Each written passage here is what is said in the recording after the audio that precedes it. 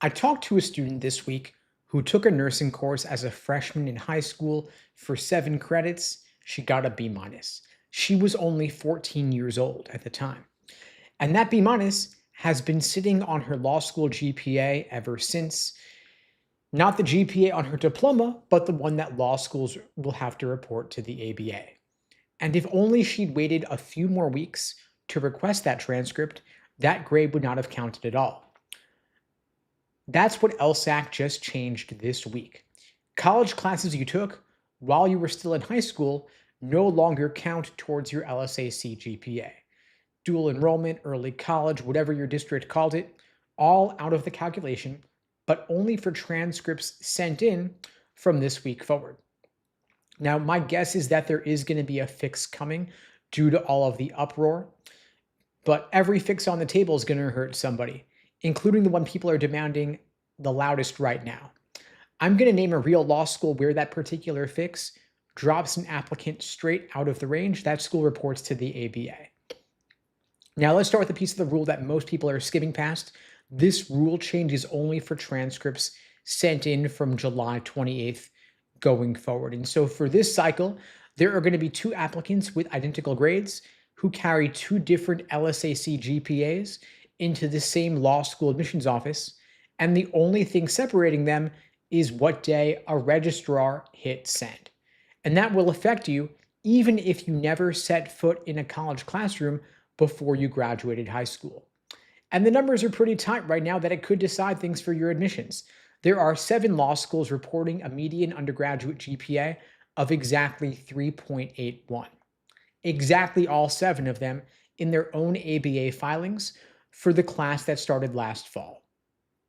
Now, this change is now on the LSAC website on their transcript summarization page in a list of the grades that get left out of the conversion.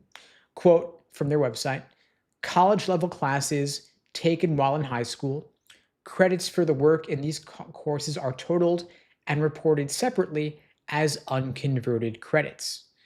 In plain English, that means the credits get counted up and listed on your report with no grade attached to them. So your grades from when you were 16 come out of the number, but they don't come out of the file. And LSAC's email tells you how they want this read because it compares the change to the way AP courses get reported. Now, an AP score was, of course, never a college grade. The credit comes off an exam, so there's no letter grade from a professor to exclude in the first place. In contrast, a dual enrollment grade is a real letter grade entered by a college instructor for a course you sat in for a semester. An AP score has no grade to remove. A dual enrollment transcript does, and LSAC is removing it. And that might still be the right call, but it's a different call, and the AP comparison is what hides the difference. Now let's watch what happens. Everybody says they have a fix for this. Imagine you're the dean of admissions, it's November, you've got 4,000 files in front of you and a class to put together, and the GPA field on that report is the field your entire operation runs on. This year, that field isn't the same from one file to the next. One was calculated in June under the old rule, the next was calculated in October under the new one, and nothing on the page tells you which is which at a glance. Then in the spring, you've got to report a median to the ABA, and the number you report depends on which formulas happened to show up in your applicant pool. You can't defend that. And the dean of admissions has to defend their numbers to a provost and to the ABA every single year. Now, LSAC says they made their change in consultation with law school reps on its schools and candidates committee. That doesn't mean that all the law schools approved of this. It means that some number of law school representatives were consulted, but the email never says who's on the committee. Now, if law school people were in the room, then somebody in the room could have seen the split in the cycle coming and let it through anyway. And they probably did anticipate that, which is why I think nothing might change.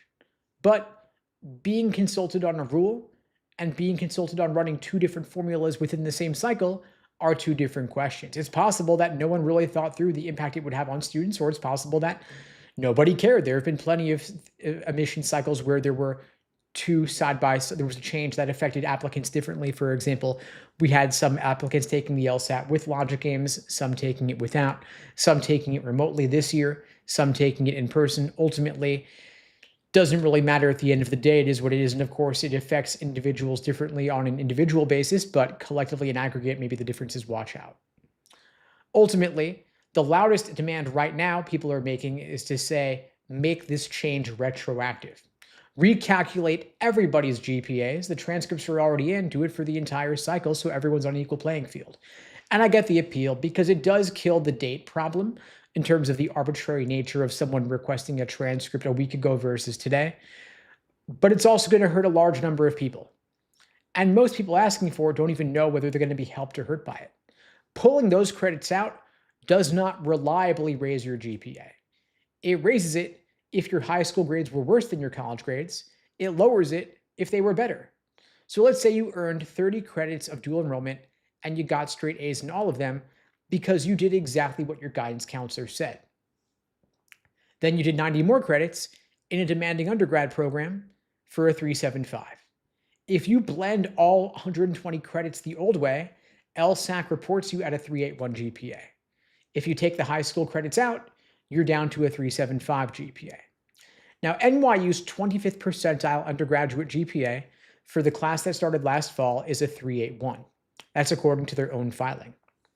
So under the old formula, that applicant's sitting exactly on the bottom edge of NYU's reported range. Under the retroactive fix, they're below it, so they fall out of the range NYU publishes. Same applicant, same grades from 8 years ago, one math decision drops them off the bottom of a school's reported band. And the 381, remember, is the exact median at 7 different law schools. So that applicant goes from being in the middle of the class at 7 law schools to under the middle at all 7. Now, there's another problem with the retroactivity issue here. Some people are applying in just a month or so. And some of them are going to get scholarship numbers priced against the number that would change underneath them. So imagine that we leave this cycle alone and we start the new rule a year from now. That way, no one's getting affected mid-flight. That might sound nicer, but as LSAC said, access to college courses varies widely by high school, and students may not know or may be incorrectly advised about whether those grades can affect their chances at law school. And that is true. I mean, back to the student I mentioned earlier who took the nursing course, when that number came back to a 14-year-old, the B- barely registered with them. What got to her was that nobody told her it would matter down the line when she applied to law school. She found out 8 years later from a report when it was too late to change anything. So in this current system, at least prior to the change, the burden of understanding falls on the student. But a college student, at least, has a registrar, usually a pre-law advisor, and they've got a couple of years to work out how it all fits together. A 14-year-old signing up for an elective doesn't have any of that. That's a pretty good argument in my book, but the issue here is that they did this without warning in the middle of the week on a random Tuesday and with no notice, so no one could make plans or change their plans going forward. At least if you knew in advance, you could plan accordingly in terms of what classes you're going to take, or you can better strategize if you have advance notice. If you're told with no warning, that's a bit of an issue. And so my thought here is that what LSAC could do is they could say, you know what, we made a mistake. We're going to backtrack it on it for now. We'll make this change a year from now. No reason to do it all of a sudden overnight. Or at least they could say, you know, we're going to apply this evenly for everybody. We're going to recalculate the transcripts so everyone's on an equal playing field for all transcripts sitting with us now. It's a good time to make the change because the cycle hasn't opened yet. So they could make the change for applications opening in a month, but at least they could give people advance notice. Now, of course, again, this is just all about GPAs, and it's probably a relatively small percentage of the credits that go into your undergraduate GPA. But what weighs more heavily than your undergraduate GPA is your LSAT score. Even 30 credits out of 120 is only 1/4 of your GPA, which is less than your LSAT score. And so you can stress about the GPA changes. You probably can't control them, although you can, of course, make your displeasure to LSAC known. And I do recommend you reach out to them if you're concerned about this. But the more impactful way to spend your time is probably just studying more for the LSAT. It's going to weigh more heavily than your entire undergraduate GPA combined. And while your single input to LSAC may not be what tips the change in terms of them adjusting their policies, you can get a few more points on the LSAT just by putting in more time to studying for it. You've got 1 week till August, not a whole lot of time to do anything between now and then. But if you're taking the LSAT in September, October, November, or beyond, there's plenty of time to raise your score up significantly. And if you want my help getting your LSAT score up, that's what I'm here for. I'm offering free LSAT tutoring for everybody watching this now or later. You can book that free tutoring lesson with me at unpluggedprep.com/start. That link is below the video on YouTube, pinned in the chat on YouTube, in my bio on TikTok and IG. I've also put together a free LSAT cheat sheet to help you jumpstart your LSAT prep. It's a quick reference PDF on everything logical reasoning and reading comprehension. You can grab that free cheat sheet at unpluggedprep.com/cheat sheet. Again, link is below the video, pinned in the chat, in my bio as well. Happy to help you out. Now, on to other things. A year of law school at Columbia now runs $85,000 and change just for the tuition alone, not including rent or books or the 3 years of life that you're not earning a paycheck. Stack up 3 years of that, and you're past $256,000 in tuition alone, more than the entire $200,000 you're now allowed to borrow from the federal government across your entire degree. And when that number crossed the line across, almost nobody said a word. Now, what most people don't realize is that almost nobody actually pays that number. The sticker price is actually fake for most people.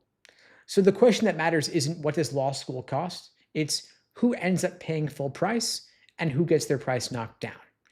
And the answer decides whether you graduate with a loan you can live with or one that owns you. Now, I've been teaching the LSAT since 2005.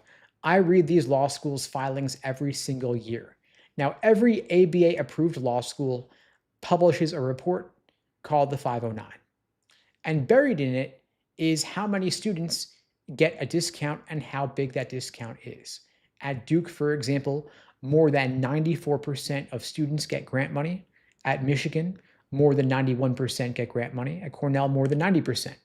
And most of the class at these schools is paying less than the website says, sometimes a lot less. Then you've got a school like Harvard, where only about 38% get grants, which means over 1,000 students there are paying full sticker. So there are the two prices. There's the sticker price, the big number on the tuition page. Then there's the net price, which is what you actually pay after the school knocks money off and gives you scholarships. And that gap is enormous. Now, the discount isn't random, and for most law schools, it's not based on need. The school isn't looking at who's broke and helping them out in most cases. Law school scholarships are mostly merit money. And merit means one thing above all others, your LSAT score. And here's why. Schools compete on their median LSAT because the rankings run on it. So a school will pay out of their own pocket to enroll students whose scores sit above the median because those students pull the median up and protect the ranking. The higher your score is above what the school reports, the more the school will discount your tuition to get you to say yes. So the sticker price is not what law school costs, it's the penalty for showing up without the LSAT score that would help you negotiate it down. So imagine two people at the same school with the same GPA, roughly the same resume. One has a score right at the school's median. The other has a score comfortably above it. The one at the median is useful to the school, but not special, so the school doesn't need to pay to enroll them. They'll probably come anyway. That person plays close to sticker. The one above the median is exactly the student the school needs to protect their ranking, so the school puts real money on the table. And that person pays a fraction of the tuition. So they're going to the same school, sitting in the same classroom, getting the same degree at the end, but paying a wildly different price. And the only thing that separated them was one number on one test. So there's a shell game being played, a sticker price set sky high, so the school can look generous, handing out scholarships that are really just discounts off a price almost nobody was going to pay anyway. The people who lose that game are the ones who never knew it was a game to begin with. They saw the sticker price, they assumed it was the cost, and they either borrowed the whole thing or they walked away scared. And borrowing the whole thing is a lot worse than it used to be because the cheap federal loans that once cushioned a big law school bill are being capped. And so paying sticker doesn't just mean a big number anymore. It means taking on private debt with worse terms and no protections to cover the part the sticker piled on. The penalty for having a weak law school application keeps getting more expensive. And so I want to help you stop being the person who pays all that money. Now, again, forget the sticker price. When you compare law schools, you never compare sticker to sticker. You compare net price, which is what you'll actually pay after the discount. And to get that, you've got to know what the school is likely to offer someone with your score. So pull up the law school's American Bar Association 509 report. It's a public 2-page PDF. Just search the school's name plus 509 report, and you want to look for two things. You want to find the percentage of students getting grants and the size of the typical grant, so you know how much the school discounts and how normal it is to pay sticker there. Then you find the school's median LSAT. Then you put your score next to that median. If you're above it, you're in the discount zone, and the further you are above that median, the more the school will pay to get you. If you're at the median or below it, the school doesn't need to bribe you, and so you're probably going to play closer to full price. And if you're below the median, don't accept the penalty and borrow the money, and don't cross the school off your list either. Aim to retake the LSAT and get a higher score so that you could be above the median, and you won't have to pay as much. That's what this all comes down to. The tuition number crossed a line and scares you off to think that you've got to pay sticker because you can't negotiate it down. And the way you negotiate it down is with your LSAT score. It is the most controllable number in this entire process. And tuition keeps climbing. The safer loans are drying up. Your LSAT score decides more about what you'll actually pay than anything else you can do. So your LSAT score, again, is what buys it down. Do the research. Look up those 509 reports to get a sense of what score you need to get the scholarship money to get a full ride. If you want my help getting your LSAT score, I'm happy to help you out. I'm offering free LSAT tutoring for everybody watching this now or later. You can book a free tutoring lesson with me at unpluggedprep.com/start. The link is below the video on YouTube, pinned in the chat on YouTube, in my bio on TikTok and IG. I've also put together a free LSAT cheat sheet to help you jumpstart your LSAT prep. It's a free PDF download you can get at unpluggedprep.com/cheat sheet. Again, below the video, pinned in the chat, in my bio as well. In the meantime, all the best. Take care. Thanks for joining.